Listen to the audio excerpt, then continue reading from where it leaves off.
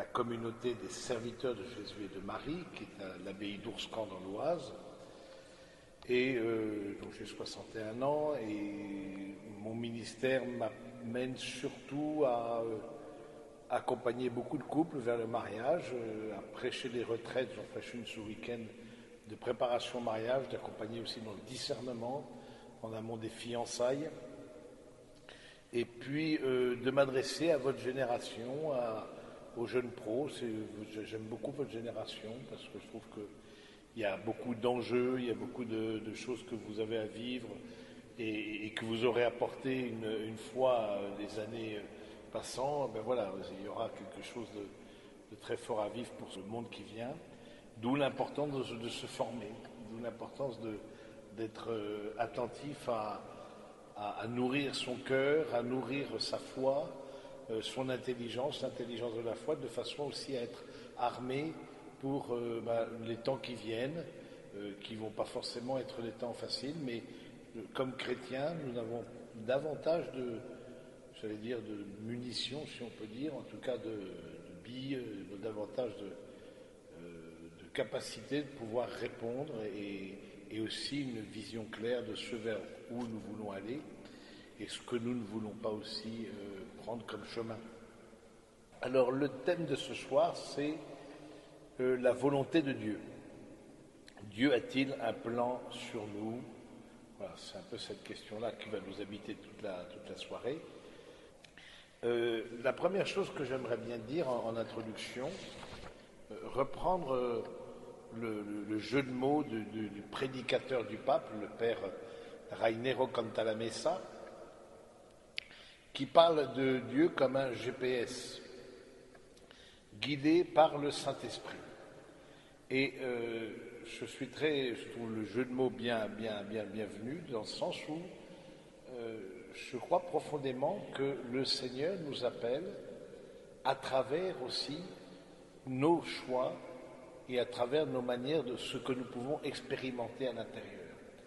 Découvrir le plan de Dieu, à mon avis, ce qui me paraîtrait une erreur, c'est voir la volonté de Dieu comme extérieure à nous-mêmes, comme un but à atteindre, jouer à cache-cache avec le bon Dieu, ne sachant pas où aller, étant comme vraiment avançant à tâtons. Je ne crois pas que ce soit comme ça, en tout cas c'est pas comme ça que je le vis personnellement. Au contraire, moi je vous invite à être beaucoup plus attentif à ce qui se passe à l'intérieur de vous-même, à ces dimensions, à ce qu'on appelle les motions du Saint-Esprit, c'est-à-dire les mouvements du Saint-Esprit en vous-même. Vous avez certainement des warnings qui vous s'allument en vous et qui vous disent, ben non, ne va pas dans telle direction. Par rapport à un choix de vie, par rapport à un choix professionnel, etc. Et au contraire, vous avez des feux verts qui s'allument pour vous dire, ben voilà, c'est plus vers là que je dois aller. Et donc, la question de la volonté de Dieu, je crois que c'est beaucoup dans ce dialogue entre le Seigneur et nous-mêmes et dans cette attention aux émotions qui nous habitent. Ça, c'est très ignatien. Saint Ignace de Loyola a lui-même été très attentif à dire que les émotions sont des lieux aussi où Dieu se révèle. Et donc, c'est à partir de ça qu'on va pouvoir discerner, être attentif. Ça veut dire aussi être connecté à nous-mêmes et faire attention de ne pas vivre extérieur à nous-mêmes, ne pas être des personnes qui soient entraînées par des forces centrifuges.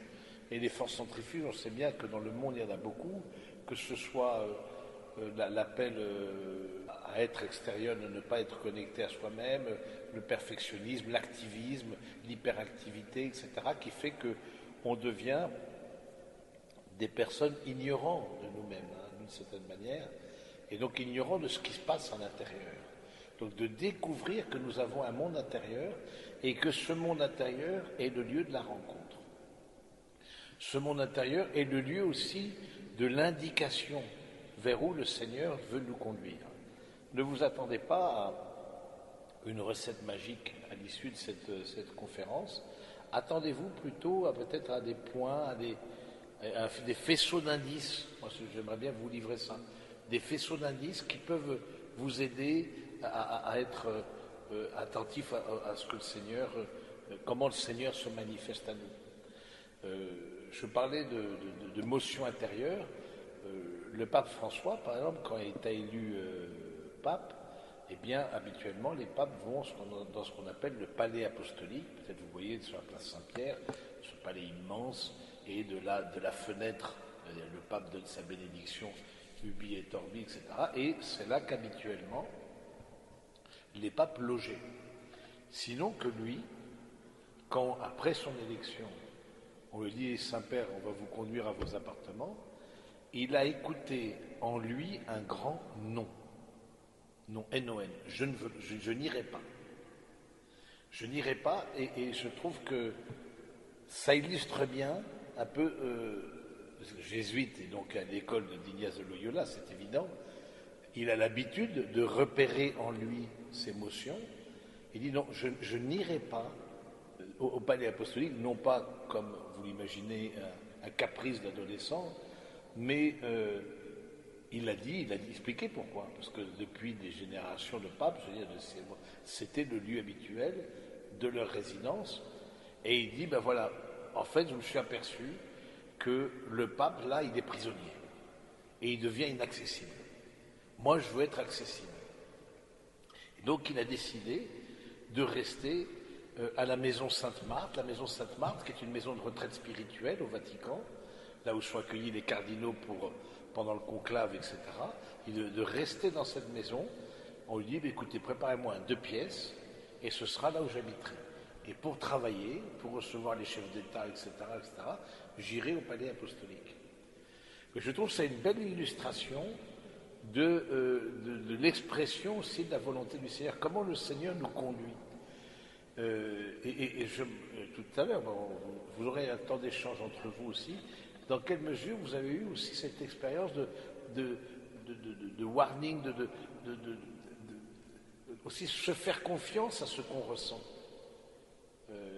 Et ça passe aussi par la partie un peu psychologique d'une certaine manière, mais d'avoir une certaine confiance dans ce qui nous habite et comment le Seigneur nous guide à travers ces émotions qui nous habitent.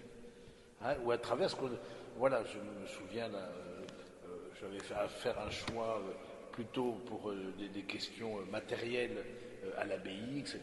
Il y avait une société qui s'était présentée, mais je ne le sentais pas du tout. Et cette entreprise-là, etc., je commençais à cheminer avec elle, à voir qu'est-ce qu'elle proposait, et plus ça allait, plus j'étais angoissé. Et du coup, alors je ne suis pas de nature anxieuse. Du coup, je me dis, non, ça, c'est pas le Seigneur qui veut ça. Donc, ça ne me met pas dans la paix, ce n'est pas le Seigneur qui veut ça. Et donc, j'ai terminé la collaboration avec cette société. Mais je trouve ça intéressant d'être attentif justement à ce monde intérieur, d'être attentif à ce monde des émotions, ce qui nous vient. Hein. Ne soyons pas les analphabètes de nous-mêmes. Hein. Parce qu'à travers ça, justement, le Seigneur guide et nous en conduit dans un sens. Il passe par notre humanité. Il passe par notre humanité, il passe par aussi nos erreurs. Je crois beaucoup que la volonté de Dieu, ceci passe par nos erreurs, comme on dit, vous avez entendu l'expression, Dieu trace des chemins droits avec des lignes courbes. Eh bien, c'est profondément vrai. C'est-à-dire, même si nous avons commis des erreurs, même si nous estimons que nous sommes trompés de chemin, alors que nous avions eu des avertissements de ceci, de cela, le Seigneur continue d'appeler. Et il n'appellera pas sans que vous soyez au courant. Il ne vous gardera pas, il ne vous guidera pas sur le chemin sans que vous soyez les premiers concernés. Et ça, c'est profondément rassurant. C'est profondément rassurant parce que c'est justement, il n'y a pas un côté, j'allais dire, angoissant de dire, comme une sorte de raidissement intérieur, d'angoisse, de dire je vais louper la bonne porte et ce sera fini, parce que voilà, le plan de Dieu pour moi. Non, ce plan de Dieu, c'est d'abord un plan de bonheur, et c'est un plan qui a à voir avec l'Évangile. Et donc, posez-vous la question, voilà, qu'est-ce qui est le plus conforme avec l'Évangile? Et ce qui vous demande, et le choix que vous faites, eh bien, ce choix-là, eh bien, est-ce que vous sentez que ça vous rapproche du Seigneur ou ça vous en éloigne? C'est juste aussi quelque chose, quelque part, qui a à voir avec le bon sens. J'aimerais aussi vous donner peut-être deux grands faisceaux d'indices, des critères de discernement pour la découverte de la présence de Dieu et de la volonté de Dieu, des critères qui peuvent être subjectifs, c'est-à-dire qui vous habitent intérieurement, et des critères qui sont objectifs. Des critères qui sont subjectifs, c'est-à-dire qui habitent le sujet qui discerne. D'abord, premièrement, soyons attentifs au désir, à notre désir. Encore une fois, c'est par là que le Seigneur appelle. Dieu appelle en faisant naître de nous des bons désirs, nous engager dans telle ou telle voie. Sachons écouter notre cœur, ce qui est source de bonheur, ce qui nous rend profondément heureux. Laissons-nous enthousiasmer par le beau, le vrai, le bien. N'éteignons pas l'esprit. Voilà, c'est cette écoute de mon désir, sachant que le désir de l'autre est différent, et sachant que à travers ce désir que je peux avoir de faire le bien, le beau, le vrai, il y a quelque chose d'unique de la manière que j'ai de l'incarner. Et cette manière unique de l'incarner, ce désir, eh bien, si je ne fais pas assez confiance à ce que je porte, eh bien, il y aura une place manquante dans ce monde, parce que la manière dont j'ai de mettre en œuvre le bien, le beau, le vrai, m'appartient, et si je ne vais pas dans ce sens-là, pour X raisons, il peut y avoir beaucoup de peur, par exemple, je peux voir que le Seigneur m'appelle à telle ou telle chose, mais je me laisse embarquer par la peur, je ne fais pas confiance à la présence de Dieu, et on va voir qui est un des éléments évidemment majeurs de la découverte de la volonté de Dieu pour nous, c'est une question de confiance. Du coup, il y a quelque chose qui restera inachevé. Oui, il y a quelque chose qui restera. J'aurais pu apporter une pierre à ce monde, mais parce que, pour X raisons, je ne suis pas allé jusqu'au bout du désir que je porte, eh bien, voilà, il y a quelque chose d'inachevé. Et voilà. Donc, je pense que soyons attentifs à ça. Donc, ensuite, c'est important d'arriver à une sorte de certitude intérieure. Et dans son cœur, on ne prend pas de décision comme ça, découverte de la volonté de Dieu dans le brouillard. Il faut avoir une certaine lumière dans notre intelligence suffisante pour agir. Cette certitude intérieure va permettre de traverser les crises pour faire mémoire de l'appel du Seigneur et de cette volonté de Dieu. C'est important, ça, parce que si je vois parfois des personnes qui donnent des grands gouvernails dans leur vie, bon, pourquoi pas, si c'est ce vers quoi le Seigneur les appelle. Mais s'il n'y a pas eu cette certitude que c'était vraiment un appel, et qu'à un moment donné j'avance, au début je vais à droite, ensuite je vais à gauche, etc. Et que je n'ai pas cette certitude intérieure, l'intelligence n'est pas suffisamment éclairée, eh bien je me retrouve au milieu du gué, et je me retrouve au milieu du gué, je me dis, mais pourquoi j'ai choisi ce chemin? Qu'est-ce qui fait que je me retrouve là? Et je ne sais pas précisément, parce qu'il n'y a pas eu cette certitude. La certitude, elle vient de la finalité, c'est-à-dire qu'il y a une sorte de clarté. Alors vous me direz, et c'est là où nos natures, nos psychologies sont parfois blessées aussi, c'est que il y a des personnes qui sont plus anxieuses que d'autres. Il y a des personnes qui sont insécures. Il y a des personnes qui doutent de leur ombre. Et choisir entre un pain au chocolat et un pain au raisin, c'est au moins une bonne heure de discernement, si vous voulez. Donc du coup, vous dites, et ces personnes-là ne peuvent pas grand-chose. C'est quelque part, ça a à voir avec leur nature. Alors, ça peut s'expliquer, les psychologues expliquent ça magnifiquement, mais bon, toujours est-il que bien souvent, ces personnes-là resteront souvent, mais longtemps, dans une certaine incertitude, sauf s'ils apprennent à se faire confiance, etc., ce qui est aussi tout un chemin intérieur. Et du coup, que faire dans ces cas-là?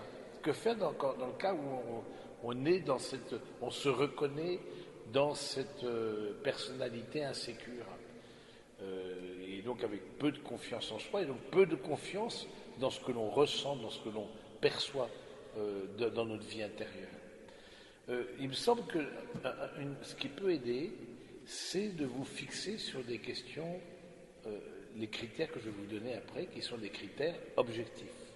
C'est pour vous fixer sur des critères objectifs de discernement, et parce que la partie subjective, comme elle est tellement brinque-ballée de partout, comme elle est peut-être, vous êtes tellement dans l'indécision, des personnes indécises comme ça, au moins que la question objective, c'est-à-dire ce qui est visible par tous, cette question-là, vous puissiez quelque part faire mémoire de ces critères-là qu'on va voir après, de ces critères objectifs, en disant non, je peux pas ne pas dire que il y a tel événement, telle chose que je peux nommer, telle rencontre que je peux décrire, qui m'ont montré un chemin. Et ça a été pas seulement moi qui l'ai vu, mais d'autres aussi qui l'ont pu le confirmer. Donc c'est intéressant, cette certitude intérieure. C'est un cadeau, c'est une grâce. Évidemment, elle est importante dans les grands choix de vie. Les grands choix de vie, c'est quelque chose qui est important d'avoir cette certitude. Mais j'allais dire, dans les plus petits choix, et je pense que progressivement, d'apprendre à se faire confiance et de dire, découvrir aussi, j'ai aussi un outil de discernement à l'intérieur, comme une boussole, qui me conduit dans un sens ou dans un autre. Voilà. Donc ça, je trouve que c'est quelque chose qui est intéressant. Et cette certitude intérieure, elle va me permettre de traverser les crises, de faire mémoire. Je vous l'ai dit comme ça. Si je suis bloqué au milieu du gué, je sais pourquoi j'ai pris tel chemin. Un autre point qui est intéressant, c'est la rectitude d'intention. La rectitude d'intention, c'est-à-dire quand on prend une décision, c'est vraiment avec un désir, comme je le disais au début, de construire le bien, le beau, le vrai. C'est vraiment avec une rectitude d'intention. C'est pas juste quelque chose à laisser pour voir comment ça se peut. Ou dire, même s'il y a des dégâts collatéraux auprès des personnes qui m'entourent, peu importe, on ne fait pas d'omelette sans casser des œufs. Donc, que cette rectitude d'intention vous habite. Que ce désir d'avoir une intention droite soit là au rendez-vous. Ensuite, comme aspect plus intérieur, subjectif, un autre aspect, je l'ai déjà évoqué, c'est une question de confiance et d'abandon à la providence. C'est cette disponibilité intérieure, cette humilité de fond. Que veux-tu que je fasse? Seigneur, que veux-tu que je fasse? Vous vous rappelez, Saint Paul, au moment de sa conversion, etc. Seigneur, que veux-tu que je fasse? Voilà, c'est cette disponibilité. C'est ce que Ignace de Loyola appelait aussi la sainte indifférence. Alors, il faut faire attention parce que les mots sont piégés, mais la sainte indifférence, c'est pas l'indifférence. La sainte indifférence, selon Ignace de Loyola, c'est cette attitude où quelque part, ce à quoi je suis attaché, je le dépose au pied du Seigneur. Pour être comme une attitude de disponibilité, de me laisser modeler par lui. Et de voir progressivement dans la prière qu'est-ce qui émerge. Qu'est-ce qui émerge, qu'est-ce que le Seigneur me manifeste, parce que il nous parle dans l'Écriture, mais il nous parle aussi dans la prière. Et donc du coup, cette sainte indifférence, c'est, j'allais dire, surtout dans les grands discernements, encore une fois, c'est de choix de vie. Vous savez, il y a 3 grands discernements à faire dans sa vie. Il n'y en a pas 4, il y en a 2, il y a 3 grands discernements.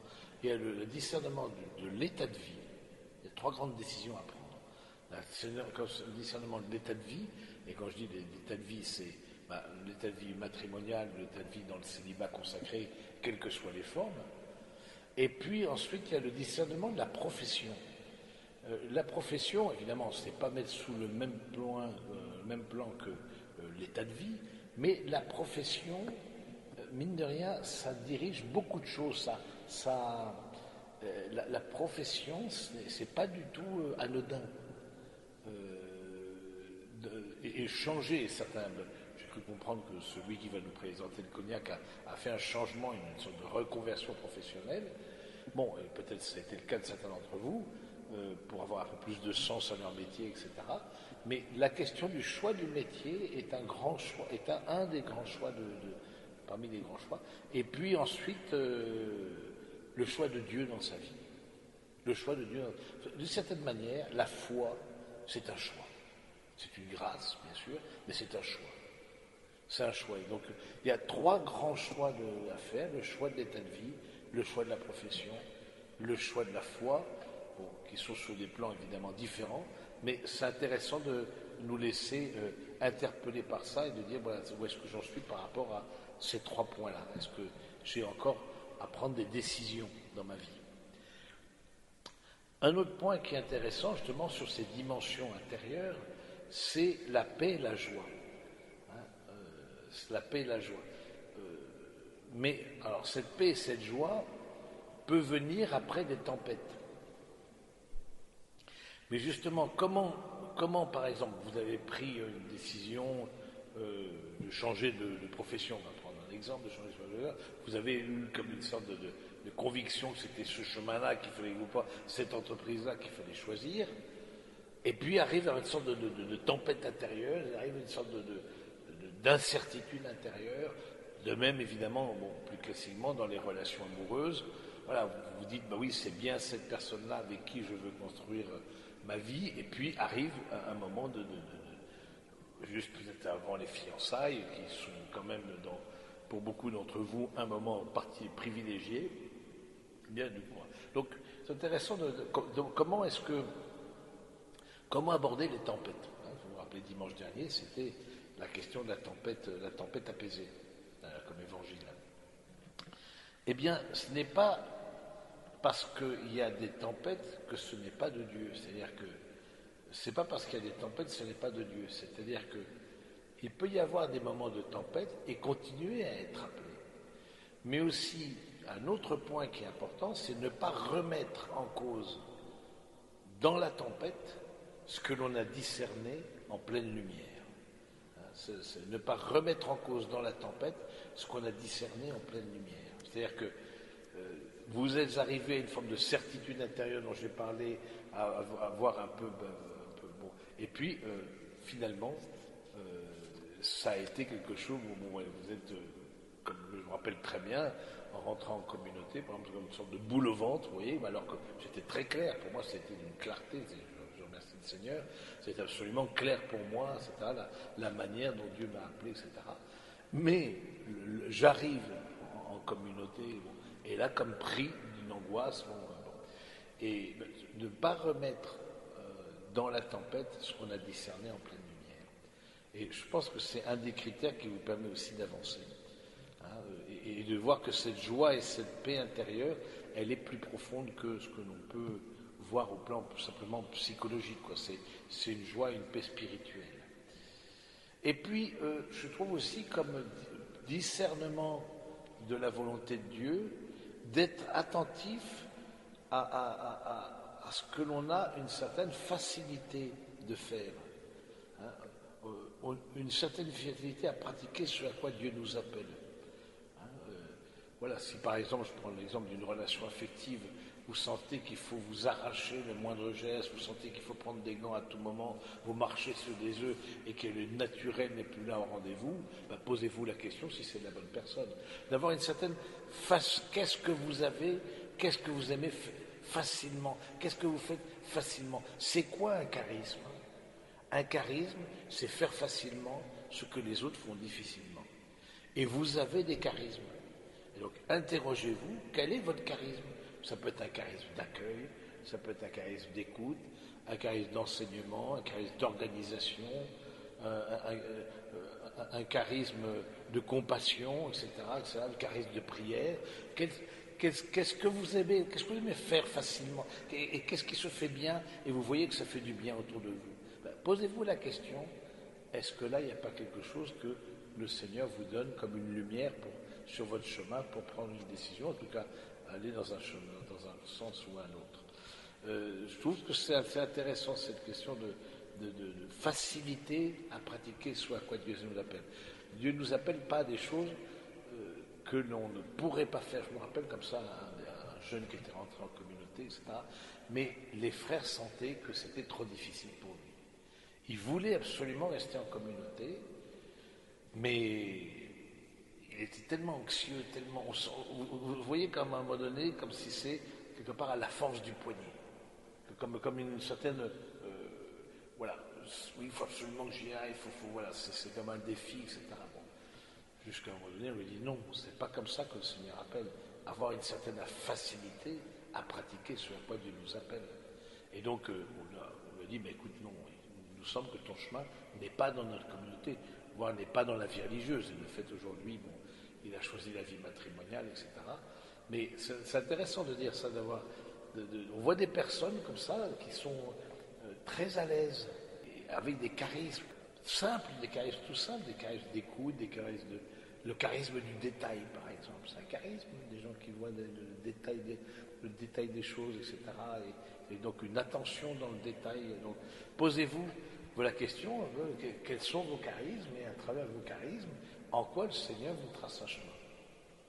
Ça veut dire aussi, par rapport à le fait d'être assez stable dans la tempête, d'apprendre à prendre une certaine distance avec ses propres émotions. Et ça, c'est un point qui est important. Et qu'est-ce qui permet de prendre la distance avec les émotions? C'est pas, encore une fois, les émotions, elles ne sont ni bonnes ni mauvaises, mais c'est pas elles qui ont le gouvernail. C'est pas l'émotion qui a le gouvernail. Ce qu'est le gouvernail, c'est l'intelligence et la volonté. L'intelligence et la volonté, qui sont un don de Dieu, ce en quoi nous sommes à l'image et à la ressemblance de Dieu, Dieu capable de connaître et capable de vouloir, c'est-à-dire capable d'aimer, aimer et connaître, c'est ce qui nous rend à l'image et à la ressemblance de Dieu. Et donc d'être assez attentif à ce que les émotions ne viennent pas comme submerger, vous voyez, l'intelligence et la volonté, l'empêchant d'avancer dans un sens ou dans un autre. Et donc il y a tout un travail à faire, parfois avec l'aide de professionnels aussi, de personnes qui peuvent vous aider professionnellement, parce que vous sentez qu'au niveau de votre sensibilité, il y a des personnes qui sont extrêmement sensibles, je suis très très sensible, etc. Mais du coup, ça vous parasite beaucoup le discernement. Vous sentez que ça, du coup, d'arriver à une certaine paix intérieure, et voilà, donc... Un autre point dans les critères subjectifs, on est toujours dans ces critères du sujet un peu, c'est l'expérience d'une certaine disproportion. Ça, c'est important. L'expérience d'une certaine disproportion, c'est-à-dire que, en fait, dans la vie chrétienne, tout, j'allais dire, est hors de portée. Nous sommes la religion du vertige. Nous sommes la religion de la disproportion. Il n'y a pas de commune mesure entre ce que nous sommes et ce à quoi nous sommes appelés. Voilà, quand vous voyez, qu'est-ce que ça veut dire que rien que d'être baptisé, par exemple, la présence de la Trinité en nous, on dit, mais qui on est pour... Et nous sommes les seuls, les chrétiens, en tout cas, à croire en la présence de Dieu en nous. Nous sommes des tabernacles, etc. Vous trouverez toute une littérature là-dessus. Et d'où aussi l'importance de cette descente intérieure pour découvrir l'hôte divin qui habite en nous. Oui, donc je trouve cette disproportion, il y a toujours ça nous dépasse. Ça nous dépasse, mais on est appelé. Et ça nous dépasse, mais on est appelé. Voilà, c'est quelque chose qui est bien plus grand que nous, et en même temps on sent que c'est plus grand que nous, nous attire. Il y a une sorte de grandeur d'âme en nous qui nous attire, qui nous pousse justement à désirer ce qui est plus grand que nous. Et qui est plus grand que nous, si ce n'est l'amour de Dieu qui est plus grand que nous. Donc je trouve que c'est intéressant de pouvoir être attentif sur ces questions-là de disproportion et dans la vie chrétienne. Vous voyez, moi je suis très touché par les sacrements. Parce que justement, dans les sacrements, il y a cette expérience d'une sorte de vertige, de choses qui te dépassent complètement, quoi. D'eau sur le front d'un enfant, quelques paroles entre un homme et une femme, et puis c'est le ciel qui s'ouvre. Si vous voulez. Il n'y a tellement pas de commune mesure. Le sacrement, c'est vraiment la disproportion totale. Il y a quelque chose de très pauvre, très simple, et ensuite on se dit, mais il y a tout le ciel qui est là. Waouh, c'est un truc impressionnant. Et je trouve que c'est... Voilà, et c'est pareil par rapport au choix que l'on doit faire, parce que parfois il y a des choses qui nous dépassent, mais c'est précisément notre vocation chrétienne d'accepter d'être dépassé. Hein, parce que nous sommes les familiers du vertige. Voilà. Un dernier point pour cette partie de subjective, les signes. C'est la question de discerner en fonction des signes. Et de découvrir la volonté de Dieu en fonction des signes. Alors, c'est pas une question facile, les signes. Parce qu'il y en a qui voient des signes un peu partout, un peu surtout là où ça les arrange. Il y en a qui, il y a parfois, je ne sais pas si on peut dire des faux signes, mais bon, en tout cas des signes. Bon, je crois qu'il y a des signes. Je crois que Dieu agit dans l'histoire, dans nos petites histoires avec un petit H, comme dans la grande histoire avec un grand H. J'y crois profondément. Je crois aussi qu'il faut se faire aider pour valider le signe. Et valider le signe, c'est de se faire aider par un aîné dans la foi. Et là, on va voir ça dans les critères objectifs. On peut s'illusionner par rapport au signe. Je vous donne un exemple. Vous faites une retraite, etc. Et puis souvent dans des retraites, on tire une parole de Dieu. On tire une parole de Dieu et paf. Vous savez pas quoi? Vous êtes une fille, un garçon tiennent la même parole de Dieu que vous. Mon père, c'est pas un signe. Il faut qu'on aille ensemble, c'est évident, c'est un signe. On était en lieu de retraite, tout est aligné, mais c'est extraordinaire. Oui, peut-être que la personne qui a préparé avait pris de la confiture avant et avait les doigts poisseux, ce qui fait que les mêmes paroles se sont collées, j'en sais rien. Bon, toujours est-il que, soyons attentifs à ce que des choses me rappellent, comme ça, c'est d'un témoignage de l'ordination, il y avait un arc-en-ciel. Un arc-en-ciel dans le ciel. Alors vous savez peut-être le signe de l'arc-en-ciel dans la Bible. Le signe de l'arc-en-ciel dans la Bible, c'est le signe de l'alliance. C'est-à-dire l'alliance de Dieu, etc. Donc et pour les personnes présentes dans la célébration de l'ordination, qui connaissaient cette partie de la Bible, de l'arc-en-ciel, disent c'est un signe. Mais ceux qui étaient à 10 kilomètres, qui ont vu le même arc-en-ciel, évidemment, ils ont vu juste la lumière, le soleil qui décompose les couleurs à travers des gouttelettes d'eau, etc. C'est tout. Ça s'explique tout à fait scientifiquement, l'arc-en-ciel. Oui, donc je trouve ça intéressant la question des signes, peut-être vous échangerez là-dessus tout à l'heure, en tout cas, ils doivent être confirmés. Maintenant, j'aimerais bien passer à la question des critères objectifs, c'est-à-dire des choses que les autres peuvent voir. On a vu d'abord votre monde intérieur, s'il n'y a que vous qui pouviez le voir, maintenant on va voir ce que les autres peuvent voir extérieurement. Si le désir est vraiment un lieu qui montre la volonté du Seigneur, la durée du désir est quelque chose la durée du désir est quelque chose d'objectif. Si vous êtes appelé de façon récurrente, si vous voyez qu'il y a des choses qui reviennent de façon récurrente en vous, ça se renouvelle.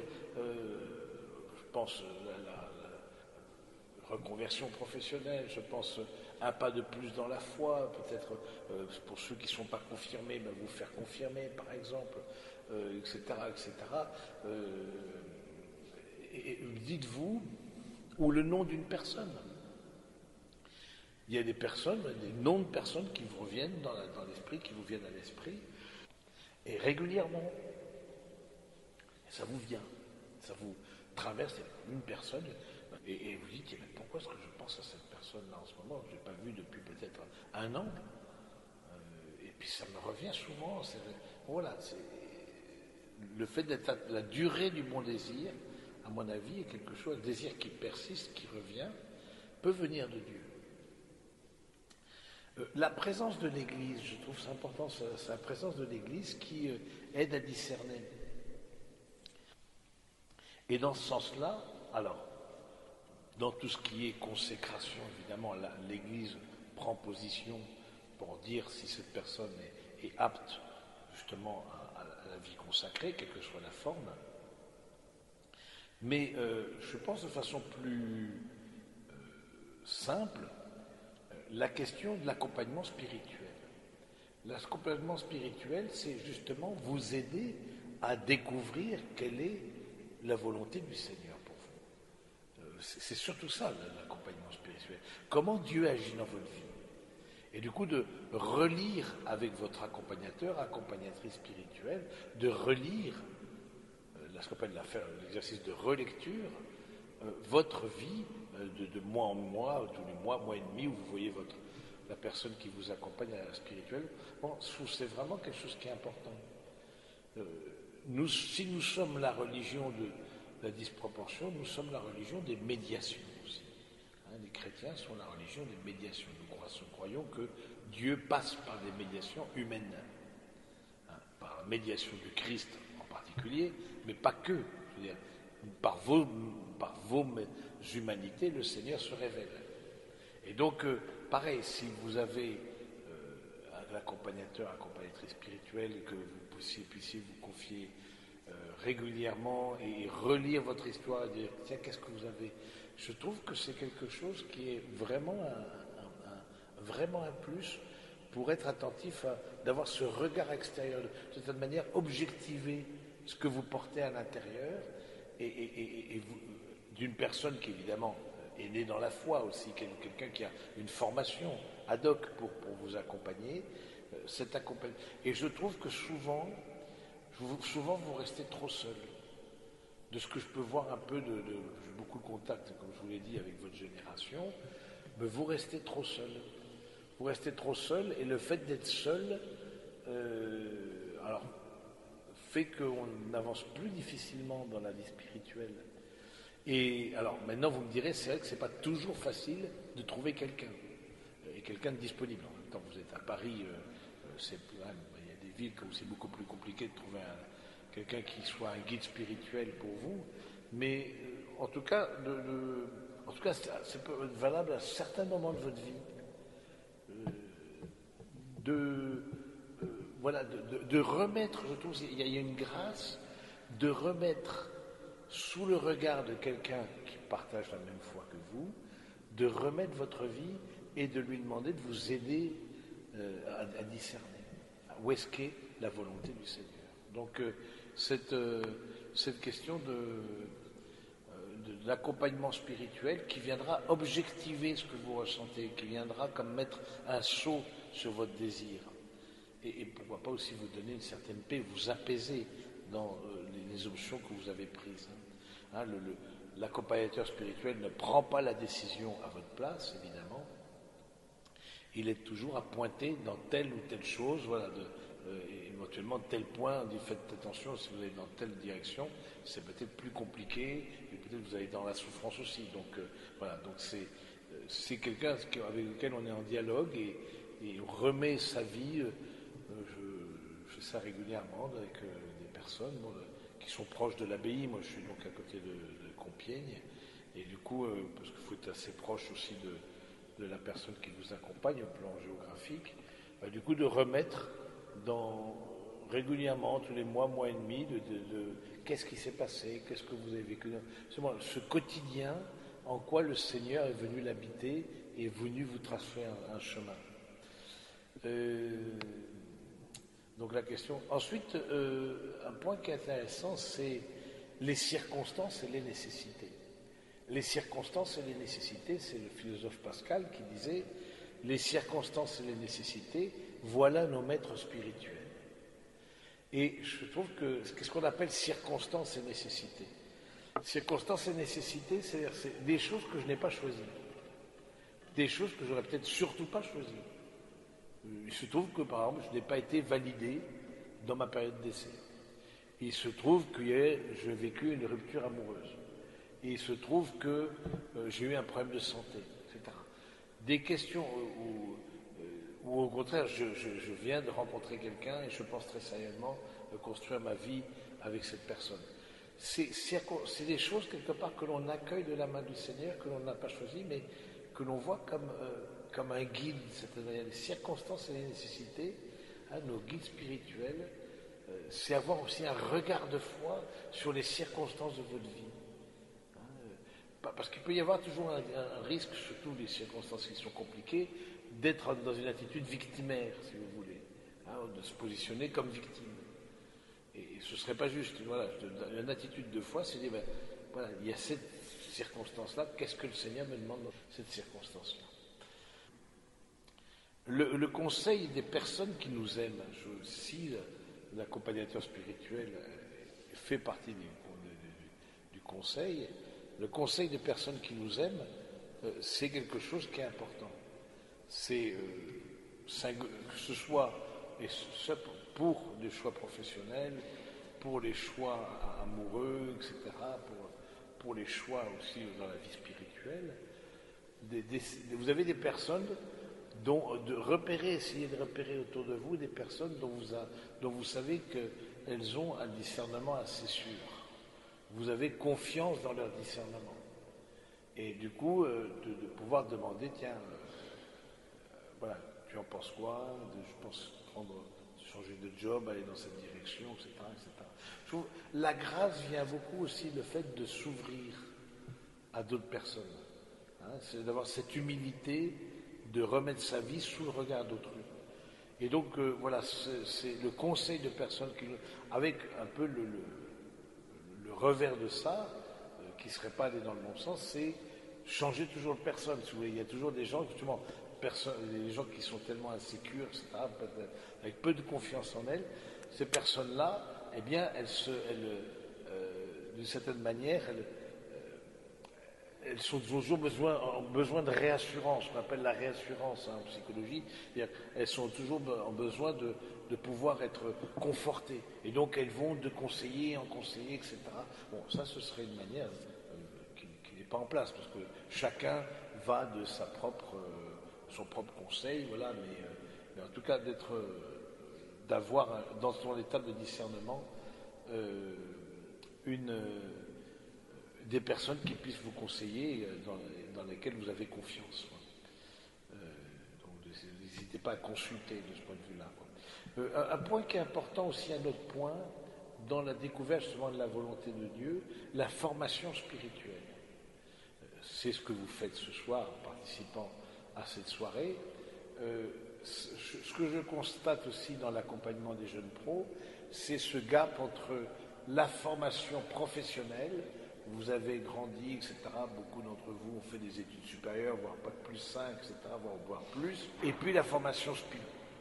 Et donc ce gap entre formation pro et formation SPI, où certains sont restés peut-être avec le catéchisme ou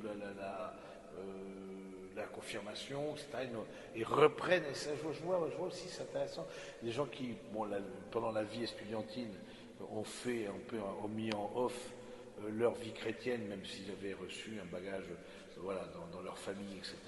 Mais bon, c'est rarement les moments les plus intenses de la vie spirituelle, la vie estudiantine.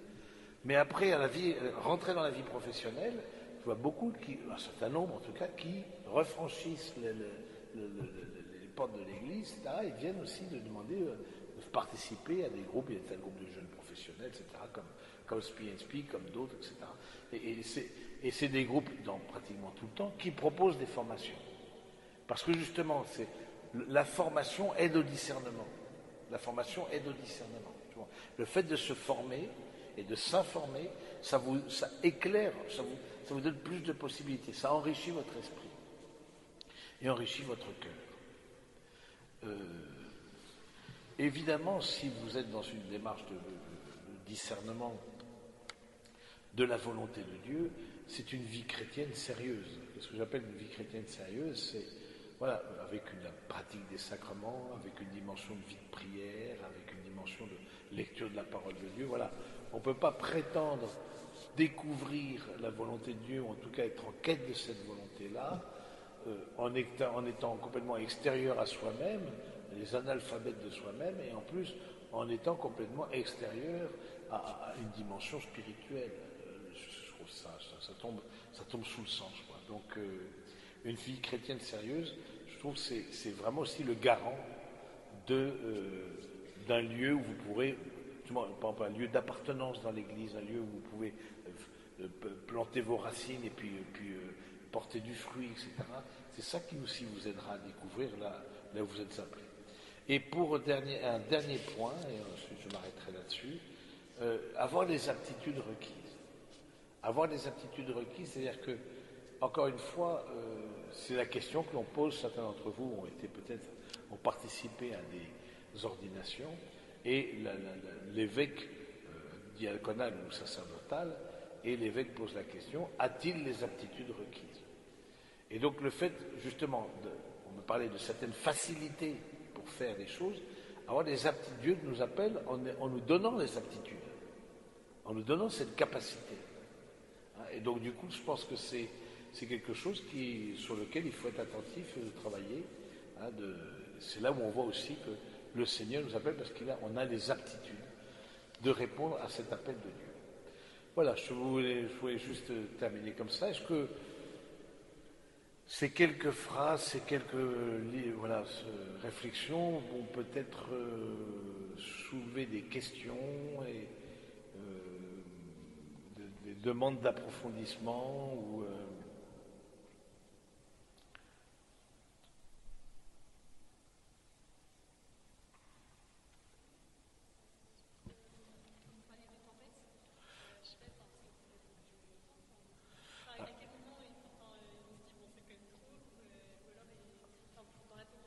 D'accord, donc la question c'est la tempête, qu'est-ce qu'on fait quand elle dure trop? C'est ça? Est-ce que à quel moment il faut passer à autre chose? C'est ça un peu ta question?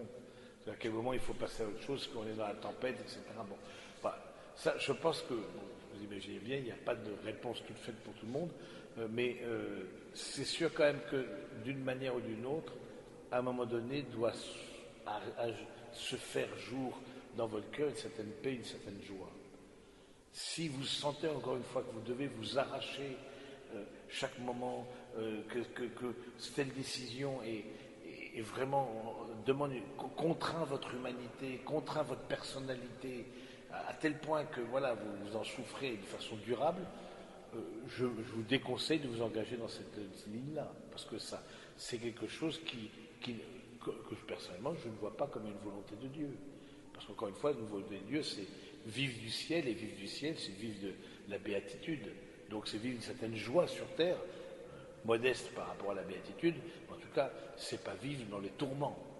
Donc je trouve que c'est, à un moment donné, vous voyez que vous avez essayé telle chose, telle voie professionnelle, par exemple, vous avez essayé telle et puis avant c'est pas vraiment pas ça, c'est vraiment pas ça. À chaque fois, ça revient que de façon lancinante. C'est peut-être bon de se poser la question d'une réorientation professionnelle, par exemple.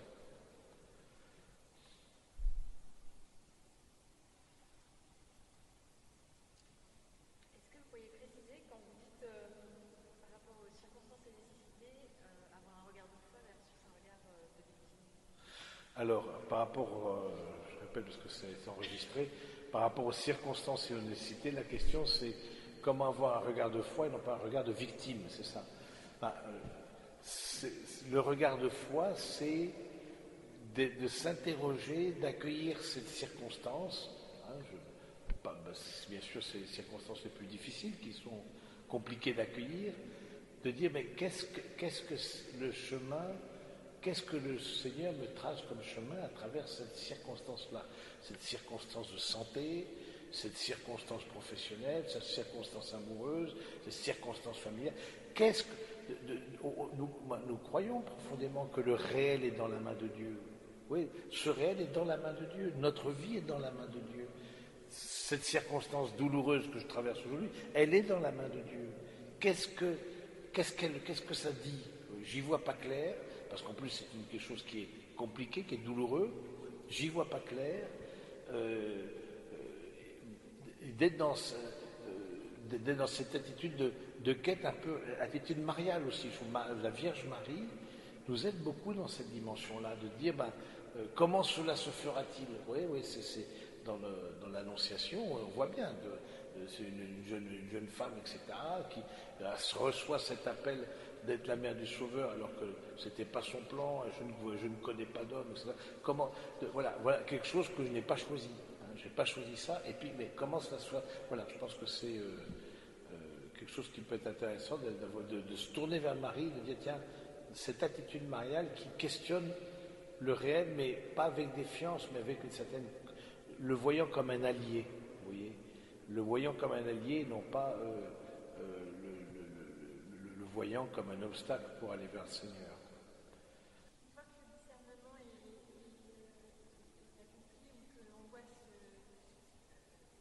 préciser la volonté de Dieu, le plan de Dieu pour soi, quels sont les marqueurs, en fait, les leviers qui permettent de rentrer dans l'action, d'entrer dans le plan? Parce qu'il y a parfois le discernement est fait, et puis on voit une sorte de.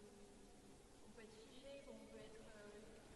Comment est-ce que c'est fait? Alors, la question, c'est une fois qu'on voit le discernement qui a été fait et dans quelle direction il faut aller, quels sont les marchepieds qui nous permettent de nous mettre en route, de nous mettre. Voilà.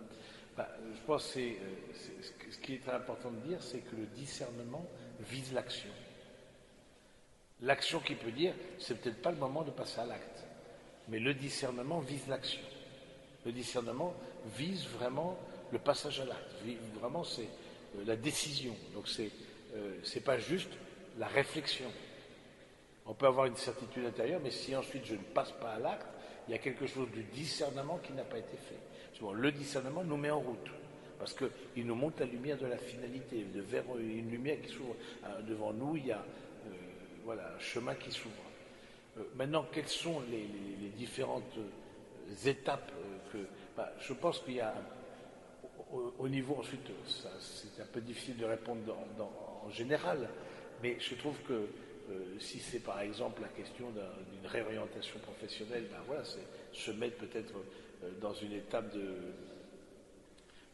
y a un certain nombre qui proposent de voir au niveau professionnel de quels sont vos talents, quels sont, etc. Il y a des coachings qui sont proposés par l'entreprise, vous pouvez prendre vous-même. Si c'est au plan amoureux que vous avez discerné que c'est telle personne, etc., ça peut être commencé à croiser le plus souvent le chemin de l'autre. Donc du coup, c'est en fonction de ce vers quoi vous allez, ce que vous avez discerné. Mais ce qui est intéressant, c'est qu'est-ce que je vais mettre, et ça c'est dans l'accompagnement aussi, qu'est-ce que je vais mettre en place pour pouvoir accomplir ce que j'ai discerné. Parce qu'il y en a qui, parfois, à des moments où on discerné, on a vu une clarté, mais ou mus par la peur ou par la paresse, se sont repliés sur eux-mêmes. Et donc on manquait leur discernement.